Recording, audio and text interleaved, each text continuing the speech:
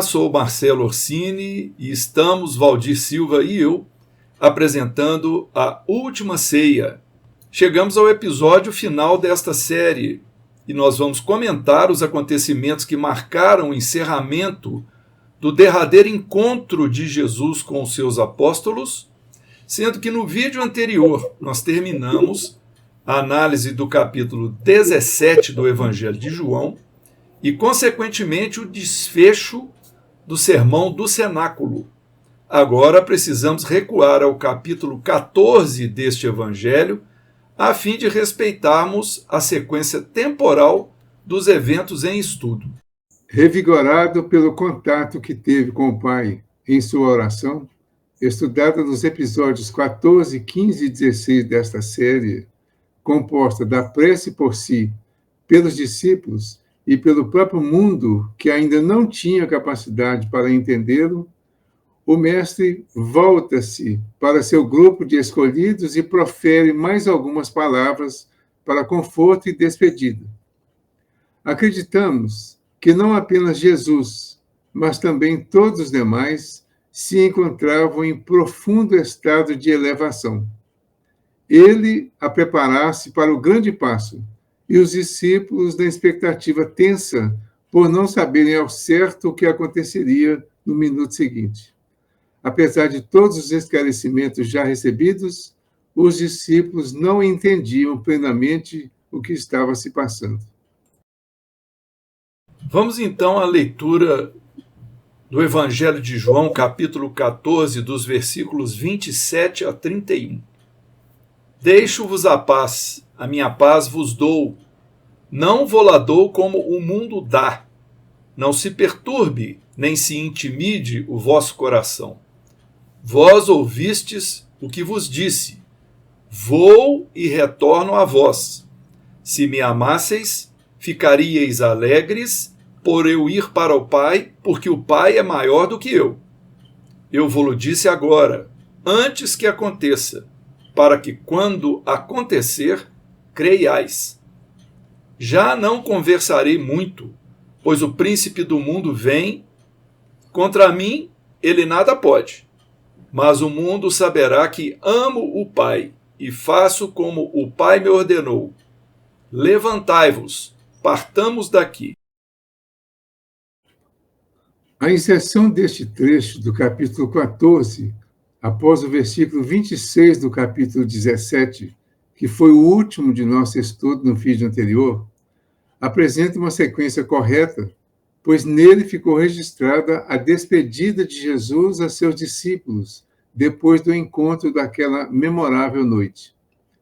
Após proferir a prece que já analisamos, conhecida como oração sacerdotal, oração pela unidade ou oração de Jesus, estas últimas palavras do Mestre constituíram um prenúncio para que os discípulos tivessem paz e a garantia de sua volta, não em sentido físico, mas conforme explicado no episódio 12 desta série.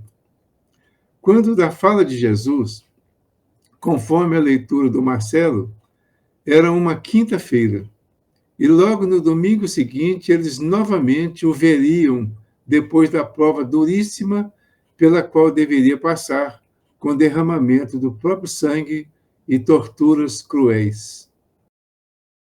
Vamos então analisar cada versículo lido. 27. Deixo-vos a paz, a minha paz vos dou, não vou-la dou como o mundo dá. Jesus então se volta para o pequeno grupo de seguidores e derrama sobre todos ondas de paz, da sua paz, que é a paz interna, que vem diretamente de seu coração, do Cristo, do Pai. E salienta que não se trata da paz que o mundo dá, pois sua paz é diferente, uma vez que ela permanece, mesmo quando o discípulo se encontra envolvido pelas distrações da matéria, abatido pelas vicissitudes morais ou atacado pelas trevas temporárias do espírito. Em todas as saudações entre judeus, quando se encontravam e se despediam, era comum nessa época e prossegue até hoje, o emprego da mesma expressão augurando paz, shalom. Jesus lhes encoraja e pede que, quando as forças da oposição se derramassem sobre eles, não temessem. Por isso, no versículo 27, não se perturbe nem se intimide o vosso coração. Daí as palavras de Jesus, derramando sobre eles a paz do Cristo e salientando que não era a paz do mundo, era a paz interior, não era o silêncio da inatividade externa, era a paz dinâmica, não a estática. Era a paz cheia de energia, não a da fraqueza covarde. Era a paz do amor que encanta, não a do despeito que cala.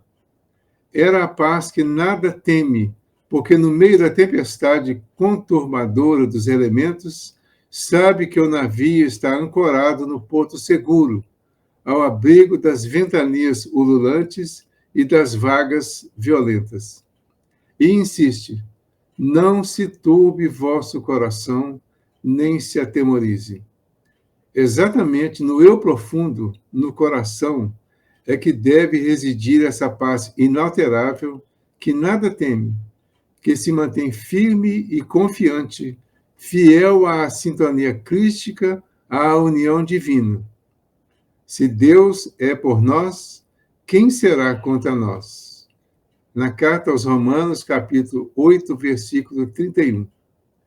Mesmo que o espírito, ainda no nível de personagem terrena, em sua fraqueza, trema e se angustie, o coração deve permanecer destemido e valente, confiante e calmo, imperturbado e tranquilo, mergulhado na divindade que o sustenta e lhe dá vida.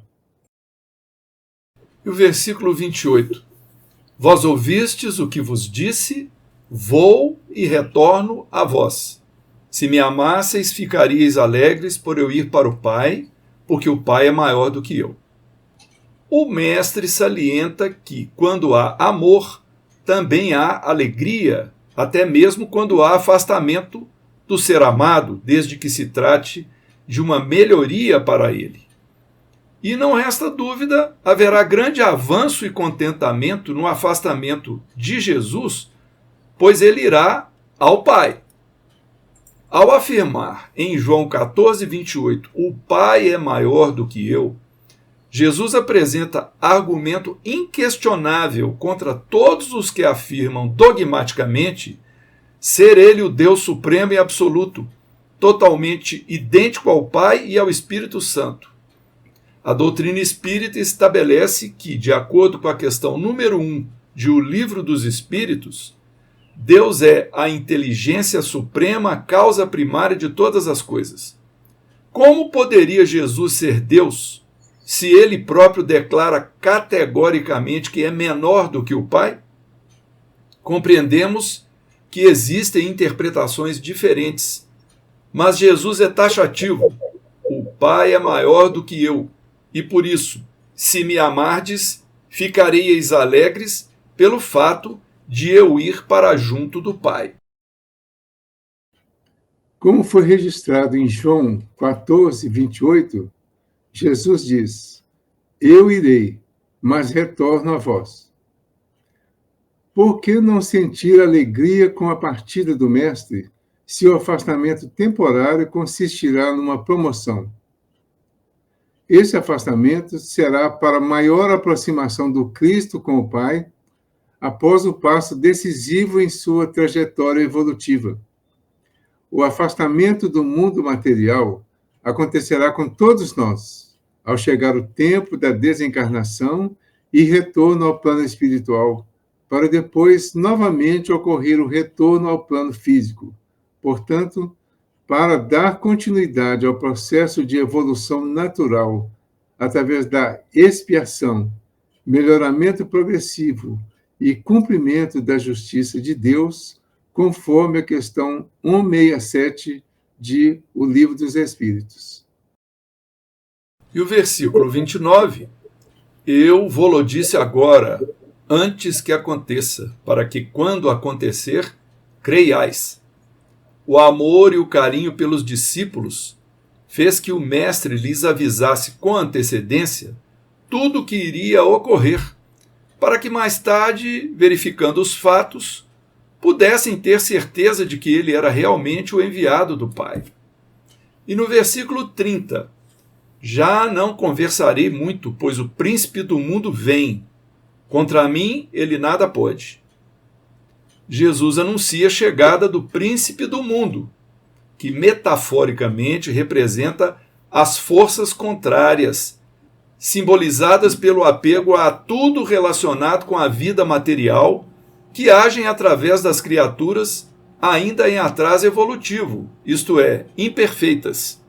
Essas, ao buscar suas experiências, cometem enganos, supondo estar servindo à verdade.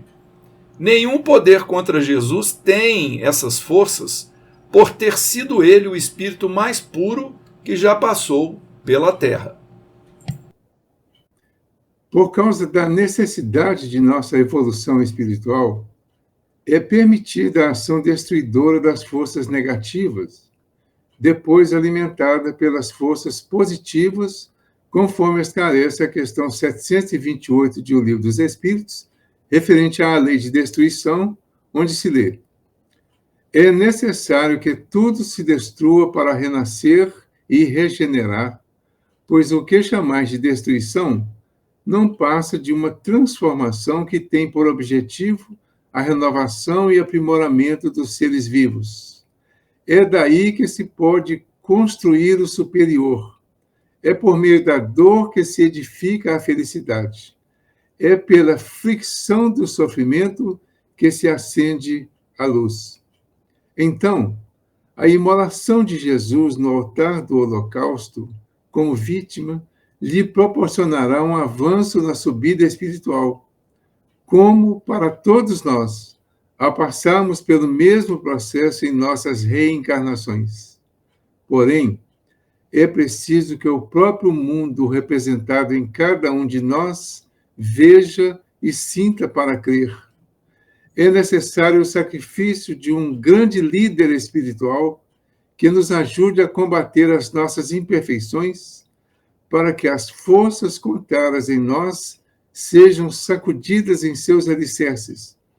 E, refletindo, observemos qual o caminho verdadeiro e certo para a ascensão espiritual. Versículo 31. Mas o mundo saberá que amo o Pai e faço como o Pai me ordenou. Levantai-vos, partamos daqui. Logo a seguir vem outra ordem. Levantai-vos, vamos-nos daqui. O que prova que só então se ergueram os discípulos dos seus assentos, sendo, portanto, correta a sequência apresentada, ou seja, este trecho do capítulo 14 de João, como sendo o encerramento após as considerações a respeito dos capítulos 16 e 17. Sendo assim, chegamos, enfim, ao epílogo da grande lição do cenáculo. Outras vezes ainda falou com eles, tanto Jesus quanto o Cristo, mas em fugazes momentos, até a sua imolação na cruz. E das lições dadas, após esse drama tão marcante para a humanidade, nada ficou escrito por Jesus no plano físico. Pelo menos até hoje, nenhum manuscrito foi encontrado pelos homens. Depois da prece, dirige-se Jesus com seus discípulos para orar no Monte das Oliveiras. Para orar, Jesus sempre sobe a um monte, isto é, eleva suas vibrações, pois somente elevando a frequência vibratória conseguirá sintonizar com a altíssima faixa que venha a atingir a casa do Pai. Tendo elevado suas vibrações, automaticamente penetra na esfera da paz interna, que nada poderá alterar. Lembrando que, desde o episódio de Noé, a oliveira tornou-se símbolo da paz. Temos assim uma lição que a todos nós servirá. Nos grandes momentos que precedem ou acompanham os passos decisivos de nossas vidas, mesmo quando forças negativas nos atacam, Devemos elevar a sintonia e penetrar na paz íntima, a fim de não sermos atingidos em nosso eu profundo pelos distúrbios provenientes do mundo externo.